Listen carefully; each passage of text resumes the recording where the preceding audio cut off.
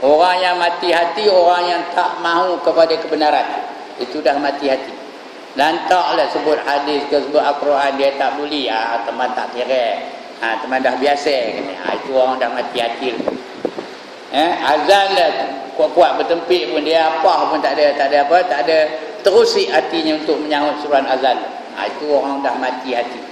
Dia sudah mati sebelum dia mati sebenar-benarnya mati. Itu orang yang sudah mati hati. Kita tak nak mati hati.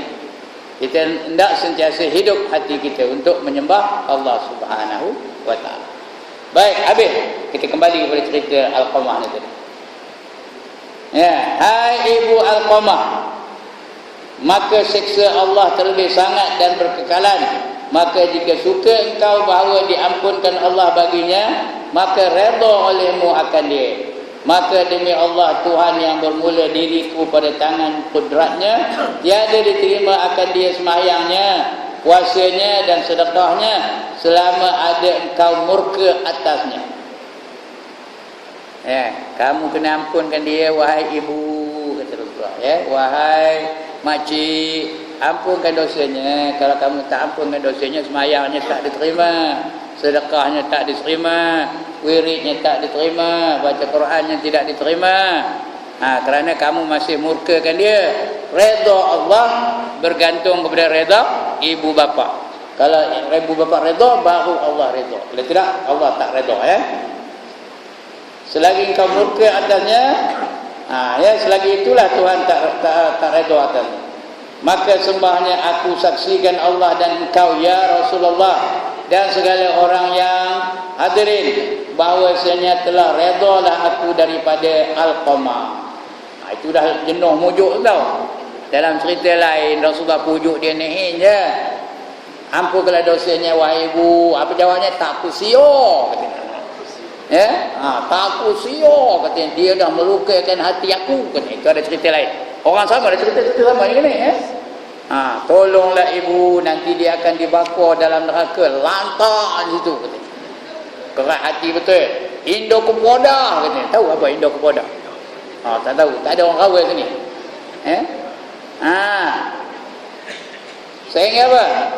Sehingga kata Nabi, kalau kamu tak nak, tak apalah. Wahai Bilal, wahai Umar, wahai Osman, wahai Abdul Rahman bin Auf, kamu cari kayu api, bawa kemari.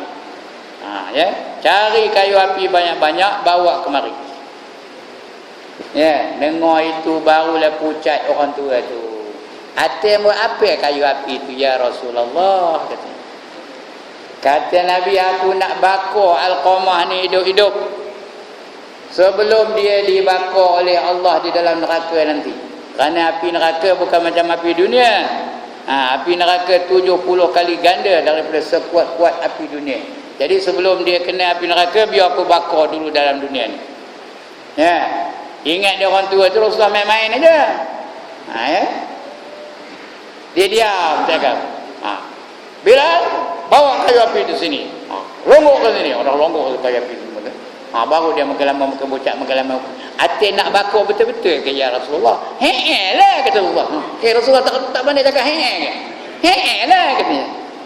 Udah pucat muka orang tua tu, ngetuk tangannya. Lama-lama kata, kalau begitu ya Rasulullah, saya ampunkanlah dosanya katanya. Sebut aja orang itu terus Alqamah, tak ada siapa ngajarnya, terus mengucap la ilaha illallah, dan meninggal dunia, menghembuskan nafas yang terakhir. Ini sahabat ni memanglah orang bertakwa ni, Allah bagi dia jalan keluar. Kita bukan sahabat, sebab itu kita kena jaga ibu kita betul-betul, jangan bagi dia tersinggung. Kalau masih hidup lah, kalau dah mati buat cara mati. Macam mana?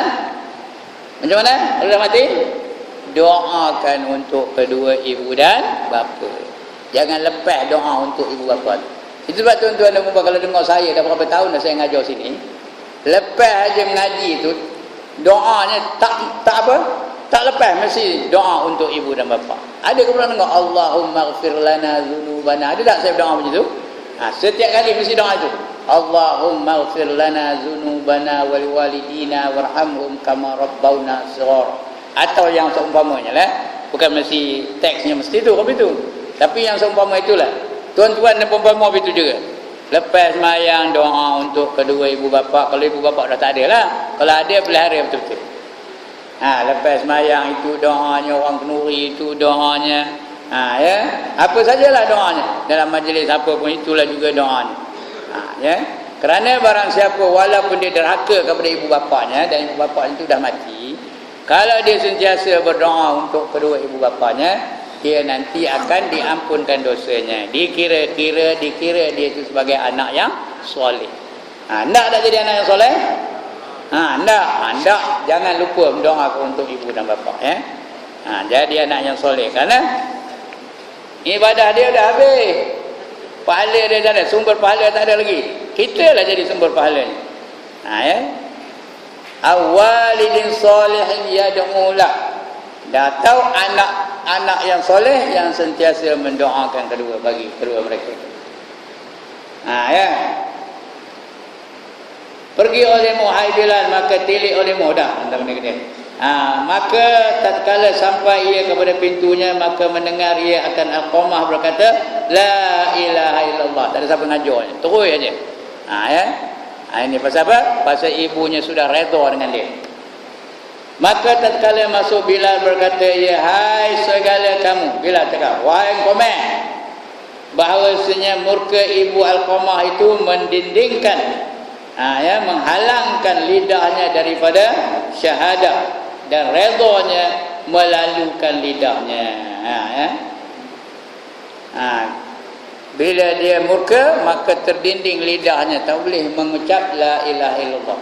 Bila redha maknya, baru terbuka lidahnya, boleh menyebutkan la ilaha illallah. Maka mati ia pada hari itu juga. Siapa yang mati ni? Al-Qamah.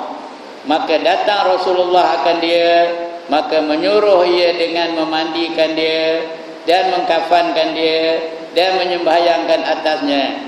Kemudian berdiri ia pada tepi kuburnya dan sabdanya, hai segala muhajirin dan ansarin. Muhajirin itu artinya sahabat-sahabat yang datang dari Mekah ke Madinah, itu namanya muhajirin.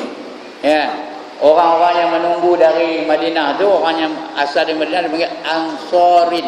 Kalau seorang ansor, kalau ramai ansarin. Ya. Wahai muhajirin dan ansarin, barang siapa melebihkan isterinya atas ibunya, maka atasnya laknat Allah dan tiada diterima daripadanya. Jadi tuan-tuan, kalau percanggahan antara kehendak isteri dan kehendak ibu, kita turut yang mana? Turut yang mana? Turut isteri ke turut ibu? Turut ibu. Ya, jangan kita turutkan kehendak isteri kita. Lebih-lebih lagi kalau mereka itu jenis-jenis yang tanda semayang, jenis-jenis yang tanda beribadah kepada Allah, jangan kita turut. Kita nak ke masjid, nak dengar orang ngaji, Ustaz Ibrahim nak ngajar, kata sini abang, malam itu salah pergi gitu. Mau kita pergi pasal malam, sana ada orang jual apa. Dia pun tukar uniform, buka uniform, pakai apa? Pakai seluar Yankee balik. Orang yang begitu besok tak redha ibunya kerana dia bercanggah dengan kehendak ibunya. Baik. Sarfan wala adla, yakni tiada diterima sunatnya dan tiada fardunya. Sunat pun tak terima, fardu pun tak terima. Dan sabdanya alaihi salam menghikayat daripada Allah Taala. Allah pula menghikayatnya. Qul lil bar i'mal ma syi'ta fa inna Allah yaghfir lak. Kata olehmu bagi orang yang berbuat bakti kepada kedua ibu bapaknya, ya, ikmal, buat. Orang yang bakti kepada ibu bapak tu jangan berhenti, teruskan, ya. Perbuat olehmu barang kehendak engkau, sentiasalah kamu berbakti kepada kedua ibu bapak kamu. Ya. Maka bahawasanya Allah Ta'ala mengampunkan bagi engkau. Orang yang berbakti kepada kedua ibu bapaknya akan diampunkan dosanya oleh Allah Ta'ala. Ya. Dan riwayat Muslim dan lainnya, tiada dapat membalas anak akan bapanya melainkan bahawa mendapat ia akan bapanya sahaya. Maka membeli ia akan dia, maka dimerdekakan akan dia. Itu pun tak cukup. Kalau dia boleh membelikan bapaknya tu sahaya. Sahaya tu apa? Hamba. Dia belikannya hamba. Dia pun dimerdekakannya hamba tu. Pun tak cukup pahalanya kalau dibandingkan dengan pengorbanan ibu bapa terhadap kita. Dan dari Abu Hurairah radhiyallahu anhu, ia berkata, aku dengar Rasulullah sallallahu alaihi wasallam bersabda, tiada daripada seorang hamba sembahyang fardu dan mendoa ia bagi kedua ibu bapanya dengan maghfirah, melainkan diperkenankan Allah doanya dan diampunkan baginya dengan berkat doa bagi keduanya. Dan jikalau fasik keduanya sekalipun, mak bapaknya tu fasik, sudah mati. Dulu masa dulu dia tak semayang, masa dulu dia suka ngambil minum ekor, tapi dah mati. Anaknya mendoakan bagi dia setiap kali semayang doa, setiap kali semayang doa. Anak itu anak soleh. Maka Allah ampunkan dosa keduanya, walaupun dulunya fasik, Allah ampunkan dosanya. Doa dengan maghfirah lah. Melain diperkenankan Allah doanya dan diampunkan baginya dengan berkat doa tadi bagi keduanya. Dan jikalau fasik keduanya sekalipun. Jadi jangan lepas mendoa untuk kedua ibu bapanya.